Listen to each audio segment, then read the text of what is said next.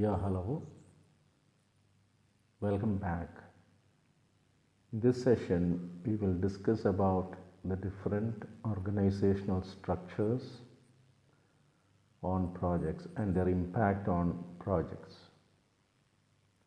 In the previous version of PMBOK, we had primarily the functional organization, the matrix organization, and within matrix it was again subdivided into strong matrix, weak matrix, and balanced matrix.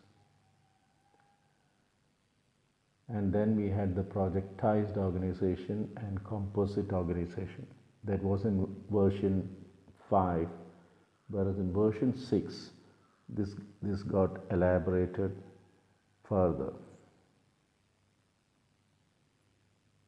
Now, in version 6, if you see, it starts with organic or simple structures, and then a functional is retained, then multidivisional, matrix.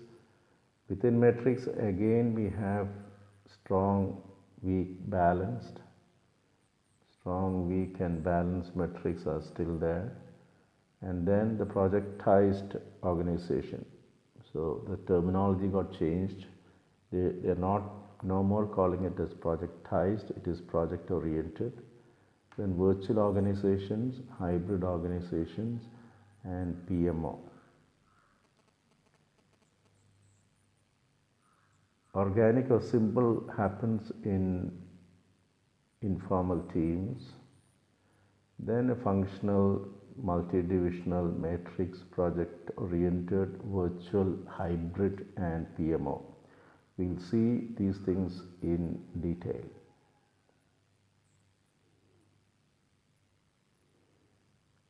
In a organic or simple structure, we are talking about informal teams. The people just work side by side. Typically, if you really look at a startup, there may not be any major, rigid organizational structures. People just work side by side. Project manager's authority is very little or none, and project manager's role could be part-time, because the same project manager may be doing technical work. The resource availability could be little or none, because the resources may be getting into multiple things. The owner of the company manages the project budget, and project management administrative staff, we may not even have one, because it is a startup. Everybody gets into everything. So it is an informal setup, working side by side, small team. Project manager part-time. The budget is still controlled by the owner, kind of thing. So that is the organic or simple organization structure. Then we get into the functional organization structure, primarily seen in manufacturing organizations. We have, let's say, take a company like Toyota or Ford or Tata Motors. It's all functional organization. So most of the manufacturing organization falls into this functional organization type, where we have the CEO and then the functional managers 1, 2, and 3, and then they have staff reporting to the functional manager, and within the functional team, a project, some of the staff may be recruited may be working for projects. So that is a typical functional organization, and this project team members or the project managers, they may report to a project manager. At the same time,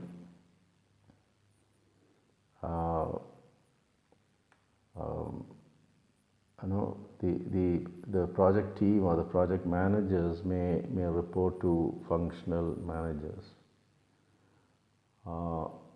the key aspect of a functional organization is uh, the job the job is done, the project work is done by the functional teams. Uh, Example, engineering or manufacturing. The project manager's authority level is very less actually, it is little or none. And the project manager could be part time, and the resource availability is very less. And the project budget is managed by the functional manager, and the project management administrative staff, if you have some, they will be part-time. So in a functional organization, the project manager's authority is very less, whereas the functional manager's authority is pretty high.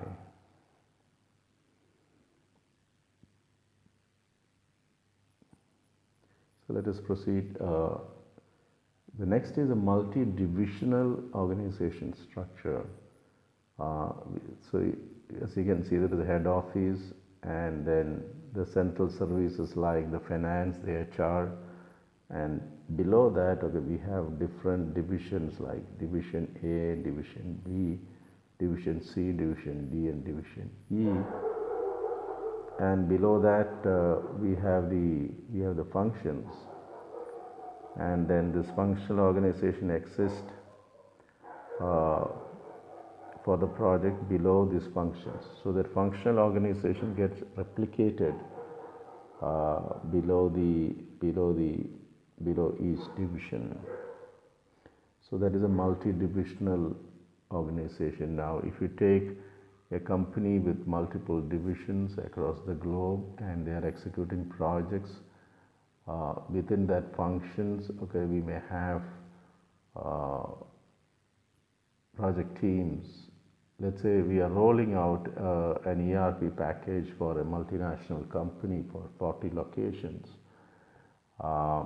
Under each location, it's a manufacturing facility, so under each location, we may have project teams comprising of people from manufacturing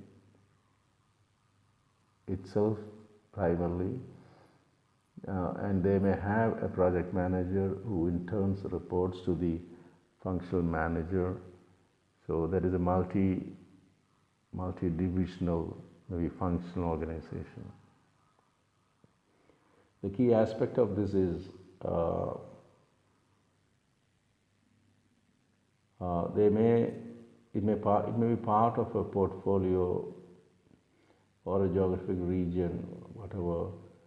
The project manager's authority is still none because it is equal to a functional organization. Project managers could be part-time, and the resource availability could be little or none, and the funds of the project, the budget of the project is still managed by the functional manager, and the project management administrative staff could be part-time. So in a functional organization as well as in a multi-divisional organization structure where the functional organization gets replicated further, the project manager's authority still remains very low, and the functional manager's authority is the highest. Then comes a matrix organization structure. So whenever we need cross-functional teams working on a project, we opt for matrix organization structure. In my view, whenever we hear the term dotted line reporting, that indicates a matrix organization where the team members will have dual reporting. For the project related activities, they will report to the project manager, and for their typical function related thing, they will be reporting to the functional manager. So it has a dual reporting role. Most of the product development companies where we need resources from multiple disciplines like architects, programmers, testers, documenters, they all report to different managers functionally. At the same time, when they get into a project, they all report to the project manager for the project related work. So in a matrix organization, again, it can be further classified into strong matrix, weak matrix, and balanced matrix. So here is a strong matrix where we have these project managers and the project. Some of the project teams are full time. So the project teams is a team member, is a team. So this project team report to the project manager for project related things, and they report to their full-time resources borrowed from their respective functions, and the project managers have an independent reporting structure to the manager of project managers. So they don't report to the functional managers, they report to the manager of project managers, whose stature is almost same as the functional manager. So he is powerful, and the project managers have an independent reporting structure. In a strong matrix, the project manager have more authority than the functional managers.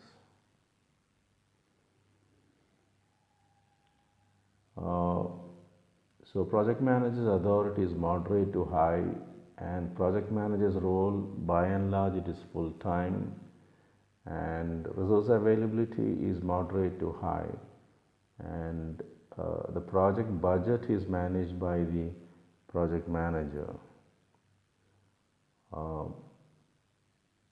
and the project management administrative staff, you get full-time administrative staff.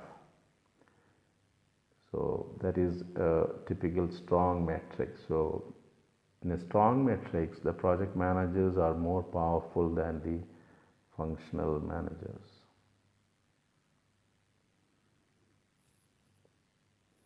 Then we have a balance matrix.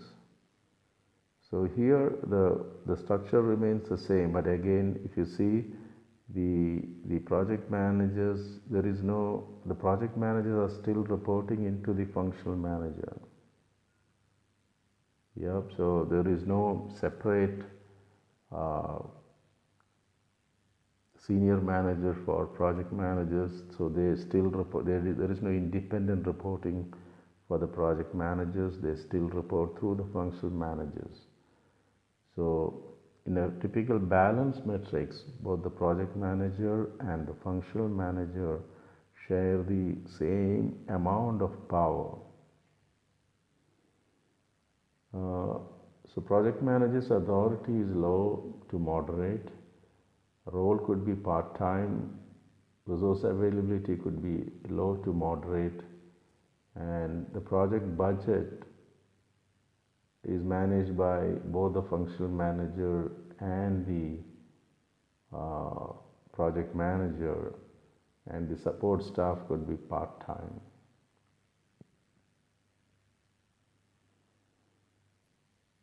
Then the next one is a weak matrix.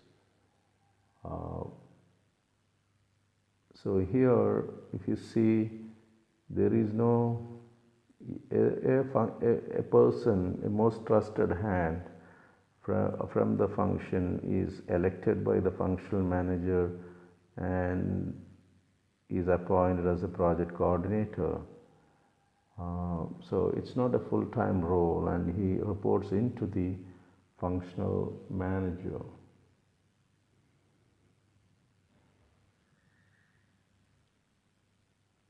So here the power of the project manager is very low.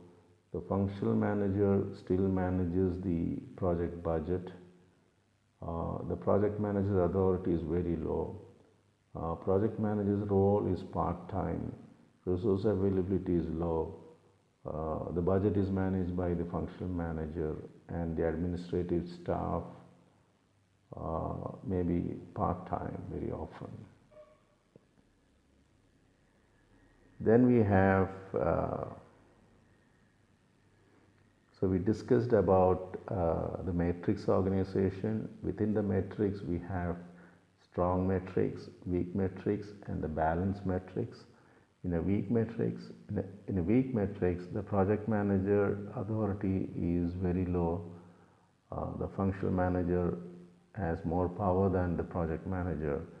In a balanced matrix, both the project manager and the functional manager have the same amount of power. They manage the project funds together. And in a strong matrix, the project managers have more authority than the functional manager, and they have a different independent reporting channel, and they manage the budgets for the project. And we can have this hybrid as well. So in some part of some projects it could be functional, in some it could be matrix. Let's say if you take an organization, some of the projects they may have a functional organization, some matrix, some maybe projectized. So it is a mixture of all the organization structures for different projects. So we call it as a hybrid project. Maybe for the civil construction work within an organization, we have a projectized organization, whereas within the same organization, if you are doing a new product development, we may have a matrix organization structure. So we call it as a hybrid thing. Then comes a PMO. PMO is a mix of other types. A project management office, first of all, a PMO stands for project management office. So some organizations have a different function called PMO, and the PMO can, by nature, it may be a controlling PMO, or it could be a directing PMO, or it could be a supporting PMO. So if it is a supporting PMO, they are not very strong actually. So primarily it is a support role. They design the tools, templates. They decide on the tools, templates, and training and stuff like that. So that is a supportive. So most probably in a supporting PMO, we may have a functional or a weak matrix kind of a structure, whereas in a controlling PMO, they're pretty strong, and directing PMO is also pretty strong. In a controlling PMO, sometimes even all the project managers may report into the PMO. The project managers are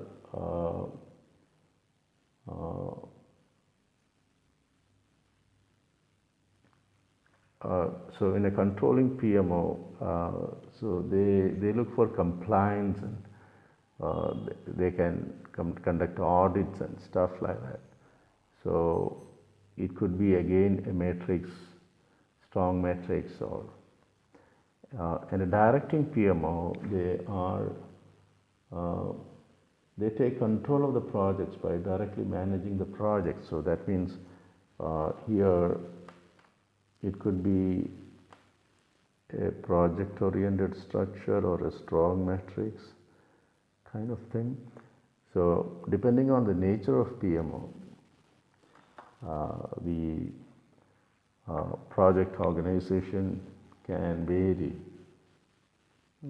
It can be a mix of other types, like organic or simple, or functional, or multi-divisional matrix, strong, weak, balanced, project-oriented. Then we have something called virtual organization type. So you may see uh,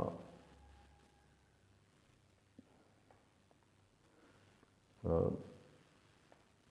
so in a virtual organization, IT companies, we can see the project is executed from multiple geographies, and each location we have uh, teams.